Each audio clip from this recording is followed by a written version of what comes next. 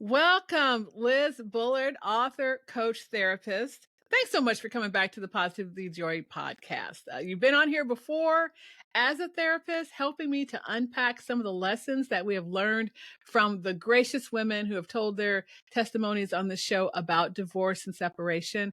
And so you're back to talk about a few more. Yes, so thank you so much, Yvette, for having me back on. I'm really excited to break down these valuable episodes and just again shout out to you and all that you're doing and the lessons that you're providing so many people. Well, thank you so much. It's amazing that women will share this information, and and those of you who've been listening, that God's been kind of nudging me to tell my story. But sometimes it's difficult. Sometimes Hmm. it is hard. It's very personal. But when we know that there's lessons that God has so gracefully shown us, it's really important for us to kind of return that favor and share. And so I've been so favored to allow to be able to do that and have women come on and be honest and authentic on the show. And yeah. And I Yeah. thank you for coming back as a therapist and a coach to talk about a little bit of this. And so, Hmm. it's interesting. I didn't even realize it at the time, but the last two in particular um, talked about abuse.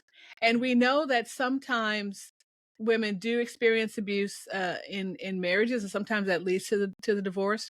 But since these were back to back, when I kind of realized that at the second one, I said, okay, we need to deal with that, and I provided a resource to go to womenshealth.gov, and there's a state by state breakdown of where you can get resources if you are in an abusive situation. Of course, this is in the U.S.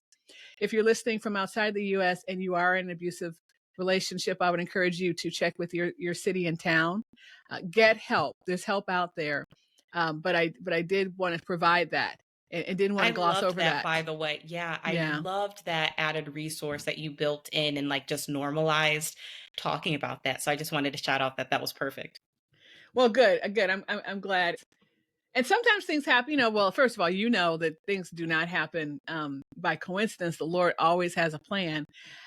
In my mind, I would have maybe broken these episodes up. I would have had like one about abuse and then maybe wait a couple weeks. But, no, he wanted me to do this. And so I want to thank the two ladies in particular. So Michelle Rudell and Angela Chambers.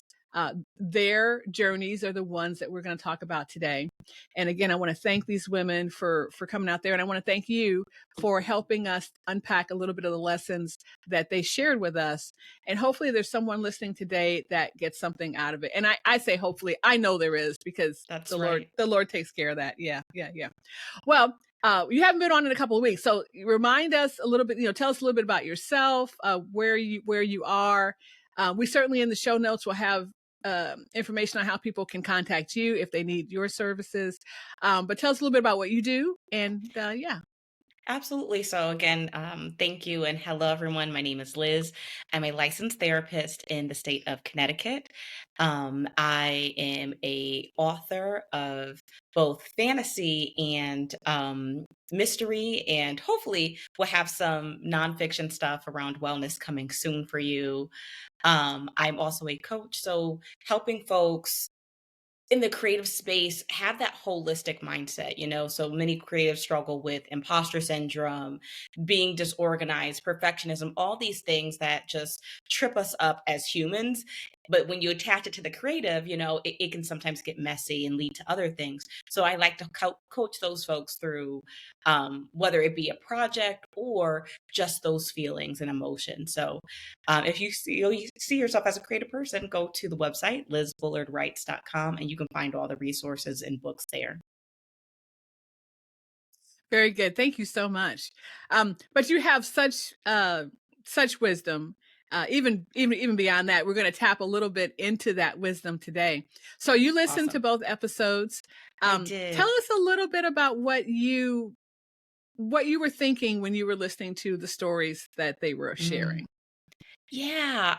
One, I appreciated their vulnerability. It is really hard to say to a friend, let alone an audience of people, that I was in this situation, not 1 year, not 2 years, but multiple years, right? They were in these situations a long time. And I appreciated that they still left. I think a lot of people say, well, like, I've been with this person X amount of years, I might as well stay. I'm not going to find someone else. And I love you talked about that, like the relationship after, and sometimes needing that period of being by yourself to know who you are after the situation, right? You're not that same person. You are a different person. Who are you? And figuring that out. Again, it breaks my heart as a Christian woman to sometimes hear how weaponized Christianity is in regards to staying in abuse or making people feel like they should stay because it's not godly to have divorce. And like Hmm. that breaks my heart for folks to kind of feel that way, because God doesn't want us hurting and in pain. I think you did a great job of talking about that and talking about God's love and how he wants us to feel, especially in the context of marriage. Um, and then the final thing is, it kind of breaks my heart. I call them like the bystanders, right? The family, the friends, the people on the surrounding who kind of don't say anything, or they don't check, they don't kind of push. One person had talked about it in regards to I believe it was the first woman, or like 2 interviews ago. She talked about how her friend was like, "Hey, this isn't godly here. You're in these relationships," and like had that sisterly moment of like, this is out of character for you. I'm concerned. You need to make better choices for you. And I think that is valuable. And I think we don't, as friends, as family, we don't realize the valuable role we play in the person's healing. When they are going through a situation, it is very hard to see, what should I do? You have a lot of doubt. And so sometimes you being that voice of clarity of like, hey, like, it's okay. Whatever you want to do, it's okay. But like, Hmm. I'm sad that you're sad, or like, I don't like that this is happening. And I'm going to support you either way. But, just know I'm here for you. And so I would like to see that more, for especially between women, of just checking on and having that sisterly, that check in and that love of saying, hey, it's not okay that he has you crying all the time. You deserve so much more than that. Absolutely. And when I say that we've talked about abuse in both of these episodes, let's be honest, there's lots of different kinds of abuse. Lots Absolutely. of different kinds of abuse. I'm not really even focusing on the kind of abuse, but it is the fact that you are in a situation where you don't feel safe for some reason. Absolutely. The one thing that I think we saw in both of these episodes, and I will, obviously you can listen to or watch the episodes um, on all the podcast platforms and YouTube. I will also link them below. But we had two women here who did not have support. We had one woman who, for lots of different reasons, went back to her Mhm. abuser. And then we had another woman. She was very involved in the church. Now Mhm. she actually did have support, more, I think, more support than one of the ladies. Um, Her father was a pastor, but I feel like she didn't really think, at least in the beginning, that she could even come to Yeah. this. Because imagine, your father's the pastor in a church, and here you are having trouble in your marriage. So And I even think she though, talked about feeling embarrassed. You know what I mean? yes, yes, Yeah. absolutely. So even though ultimately he supported her. I mean, he actually released her through, I like to Yes. say God released her from that marriage through her father's words. That But was a before beautiful, that, yeah. Mhm. yes, yes. But before that, she was embarrassed, and she didn't even feel like she could go to support that she actually had. Um, so I think that when women are in situations where they don't feel safe, where they're not happy, but you just don't know, you might say, my vows are important. I made, I made a promise, all of that. And that, yes, vows are important, but certainly God cares about us. He wants us to be safe. He does not want us to put ourselves in a position of being harmed. And so, and if you feel like you don't have support, that just makes it harder and harder to make that go decision. Would you agree? Absolutely. 1000%. Because, and I think in that interview where she was talking about, her father being a preacher, how difficult it is. It is a difficult decision. And sometimes you have to really think about one, your safety, the safety of your children, finances. There are a lot of factors. And Hmm. so there's no judgment to anyone who stays for a period of time, less or short or anything like that. You have to be safe and you have to be okay. And so it is a complicated and multi-layered choice. But Hmm.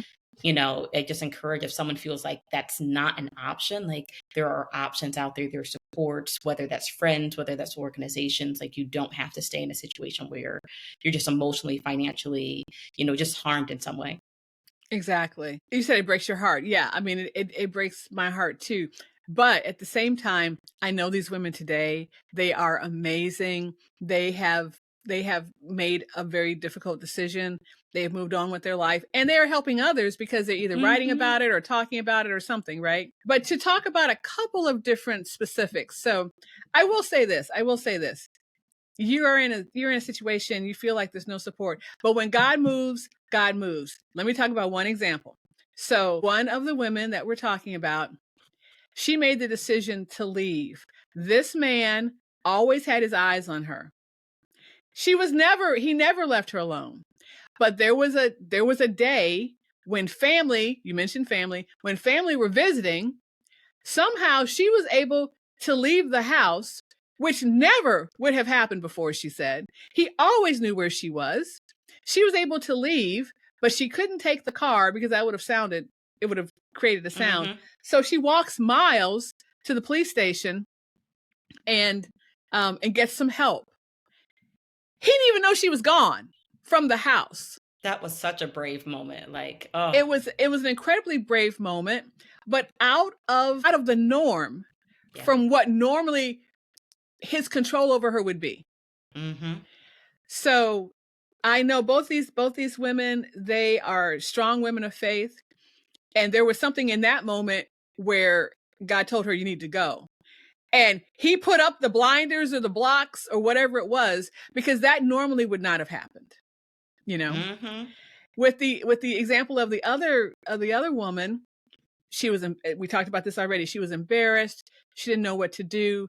She did not want to embarrass the family Yeah. because of the family's position in the church. Hmm. But when she has a conversation with her father, the pastor, he said, "No, child, you need to, yeah, you need to make a decision." And that is another example of, like, when we are in a position of power, right? So like him being a pastor, or like just again a friend, you on the outside, your words have such power when someone Hmm. is in that situation, and Yes. your response is valuable. Like, can you Hmm. imagine if he was like, "Oh, well, just stay, it'll get better." Like, that would have just had a whole different reaction. And so I think when folks are coming to you with sensitive information, granted, like I love a fairy tale, like I love marriages to stay together and all of that, but sometimes they have to end in being mindful that you're not projecting your need for a happy ending onto someone who really needs to be objective at that moment. That's really important because I believe that there are people who may be listening who perhaps are not in that situation themselves, but they know. I mean, we all know, first of all, the statistic 50% of Mhm. marriages in this country end in divorce, roughly. So we all know someone who has either decided to separate. So I think there's a strong message coming from you that people need to hear, Mhm. that we cannot project what we think is right onto someone. Now we can do a few things. We can Mhm. encourage people. We can encourage to pray. Yep. We can encourage to seek solace in God's word, understand what he has for us, but it has to be a decision that comes from that person out of a lot of Mhm. different things, safety Mhm. for themselves, safety for their children. Well, one in particular had an older daughter who was supposed to move with her. That ended up not happening. And then both women actually are still single today, which is another piece of it. I've talked about Mhm. my own experience where I am remarried, but sometimes that's not in the cards for people, or at Mhm. least not right now. Mhm. So, so having having that strong support, or have, people around them, family, friends, whatever it is, they may still need you long after the divorce. Absolutely. I mean, because these stories that we heard, they were years ago. They were years ago. And we all know that um, we can still experience, I mean, even though they're strong women of faith and they understand obedience to the Lord, they understand that the Lord loves them, which is issue number one, primary Mhm. issue. But but we still need support. We still need support. Absolutely. And so I think that that's an important message there as well. Yeah, yeah. One thing that I took from both of these ladies is the strength that they needed in the staying, but also in the going. Yeah. Hard decisions to make for lots of different reasons. When you've talked with people, or just in your own, in your own studies, um, what does it take? What kind of strength and fortitude do you have to bide your time? Because there could be a strong reason to bide your time, but then when go time comes, to make that decision. Yeah, great question, and a couple things come to mind. So, years ago, I don't know if the statistic has changed, but it was, people try to leave like 7 times before they actually finally like leave and don't Hmm. come back. And so Hmm. if you're that person being a safe space, like, hey, like it could be middle of the night, you can come into my house, and then they go back the next day, that's not a reflection of you. It is a hard decision. Those are really hard ties that people have. And, you know, but just be that open space, that non-judgmental space of like, hey, whatever you want to do, I'm here. I'm here to support you. I want to keep you safe. So keeping that in mind. The other thing is sometimes in whether it's domestic violence or anything like that, considering like a go bag, right? So like if you were gonna go in the middle of the night, or when you have that chance, what is that thing you're gonna grab? Having it somewhere where you can grab and go, and you're gone. And so thinking about the safety of it, right? So if this is a safety concern, what are the things you need for safety? What does that plan look like? Thinking about what are the supports that you need, right? Housing, food, shelter, money, all those things, right? So whether it's a shelter, whether that's a family member, so thinking about what are those basic needs that you need. And then also thinking about what are the emotional needs, right? Like just because this situation is going on doesn't mean you don't love this person, and don't doesn't mean that there aren't good moments that make it really hard to leave. And so understanding that this is going to be hard, and there's going to be moments where you're scared, there's going to be moments all that you're not going to feel strong. And that doesn't mean that you are weak or anything like that. It just means you're human going through a very vulnerable situation, and your Hmm. supports are there. You're not being a bother to them, you're not annoying them. They're really happy to be able to support you a lot of times. And so I think if there was one takeaway, just be vulnerable like these women. I think that was, whether she was talking to her father, being vulnerable enough to leave while everyone's there, just like having that vulnerability and that trust and that faith in God above everything, right?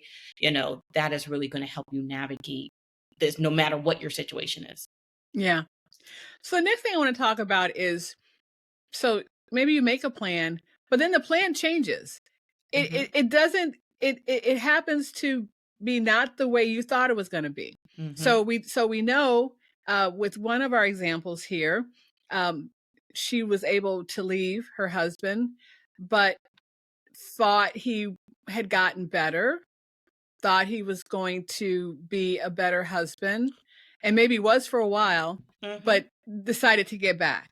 In the Hmm. other example, she she has the good words from her father, the pastor, so she leaves, but she was supposed to actually be living with her daughter. Well, the daughter had an opportunity. Her daughter was getting married, so she ended up moving to another state. So now she finds herself alone.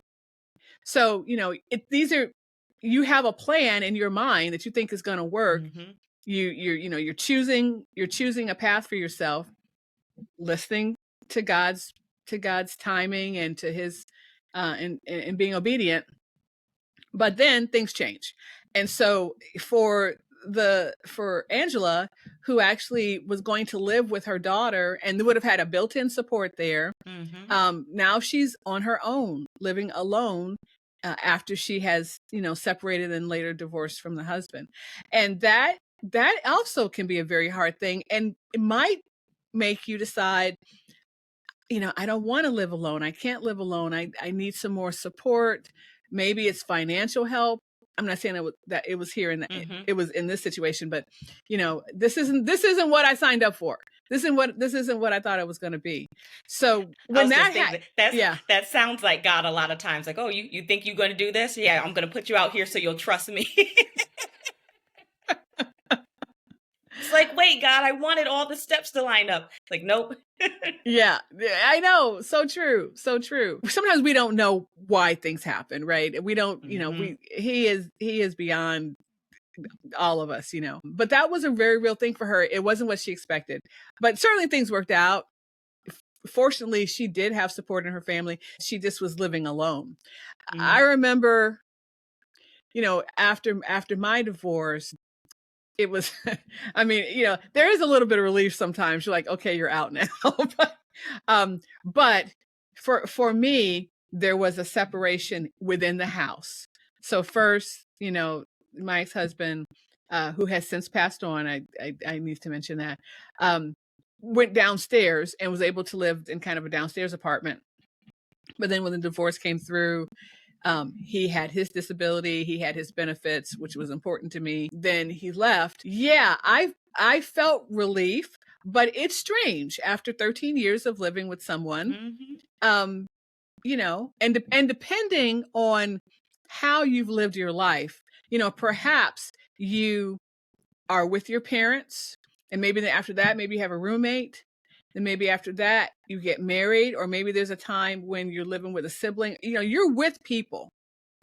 So now you make this very difficult decision, or sometimes the decision is thrust upon you, could be the other person's decision. But now you're alone and you're sad. Let's be honest. There's sadness, there's shame, there's grief, there's all of that. Living alone can be difficult. Absolutely. And you might find yourself missing and wanting the relationship. I think we have to, certainly we have to bring all of that to the feet of our Father. Absolutely. Because we know he is in charge of everything. We know that we can't do anything. So we need to stay so close to him. We need to be yoked with our Father. They talk about equally yoked in a relationship. We've also got to be yoked with our Father. We got to stay so close to him. Absolutely. In this time. And there's a lot of temptations to start looking for that next person, to start serial dating, which is what I did. I raised my hand, serial dating, because I don't like being alone. I'll be the first one to tell you. I feel like I have a lot to give to a relationship. I have a lot of love. So shouldn't I be with someone? No, you need to not do that. And when I was I was alone in a house, being in there, and you want some people around you, but that is a temptation that you've really got to watch out for.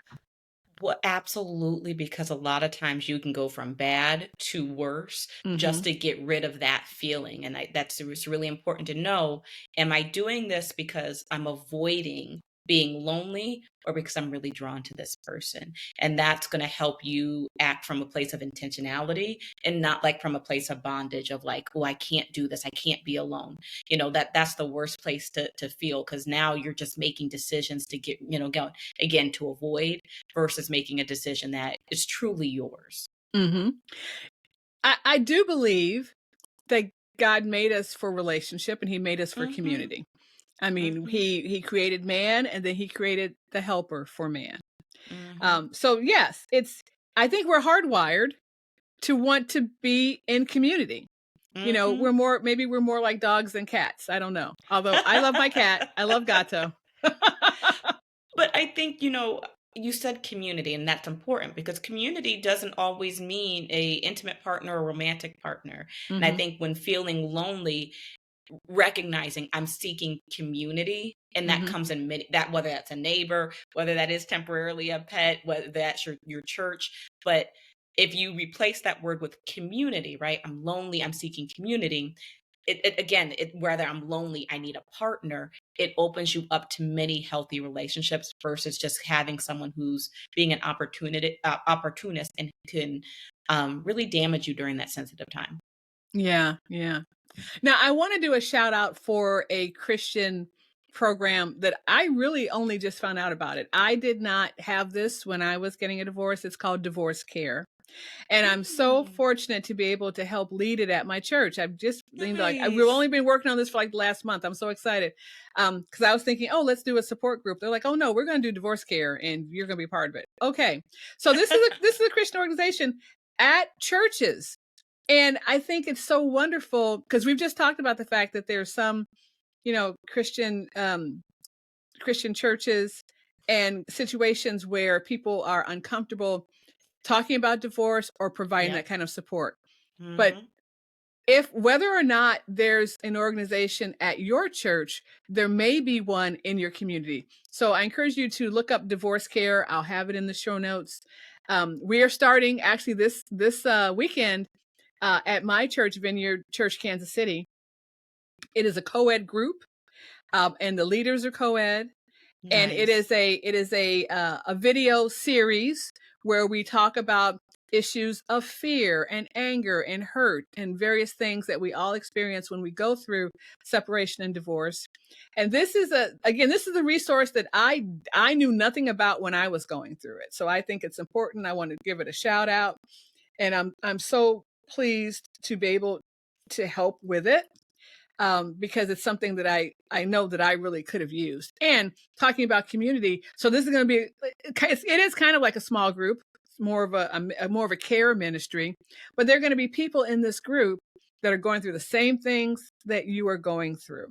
And so when you are looking for that someone else, as you said, maybe you're just looking for community, and this is a place to go. You can get community in a lot of areas, but this is going to be specifically talking about divorce and separation, from a Christian perspective, and Hmm. what that's all about, and how we can continue to heal from this.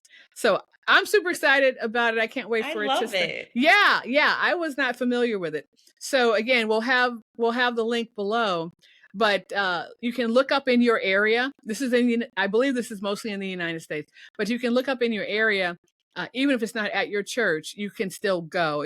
Sometimes it's just in a community center. Nice.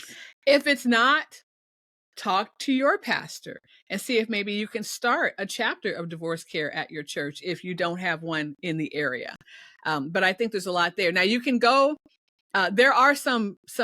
So it has a YouTube channel, but those videos are somewhat dated. I'll be the first one to tell you. However, there is a divorce care YouTube channel, and you can take a look at some of the videos there. They still talk about the same kind of issues that we are all experiencing. But yeah, I encourage you to check that out, and that could be a really important resource for some of the people that are listening to the show today. Absolutely. Like when we go through something, we can feel so alone and we can forget like other people have been there and are currently going through. So any opportunity to challenge that thought that, oh, it's just me, like, be around people. Everyone's going through something and can support you, even if it's just sharing space with you. So important. Yeah, yeah, I totally agree. Well, Liz, thank you so much for coming back on the show. We love it when you visit us. You'll come back again in the future, where we'll Yes, talk about some. anytime. Yeah, we'll talk to some other women and learn from their testimonies, and then you'll come back and help us unpack some of these important lessons. Because sometimes when the first time you hear the testimony, it just could be like you're shocked. The story Yeah. itself can be such a tremendous thing, but sometimes you need to kind of sit back in it and think about, what we've learned from this. And so I really appreciate you coming on and helping us do that. Absolutely. And again, thank you for what you're doing talking about this. It's a hard and complex topic that people tend to run away from, but like it's a part of our life, it's part of our Christian life. And so, thank you for just being a brave soldier and just talking and providing that space.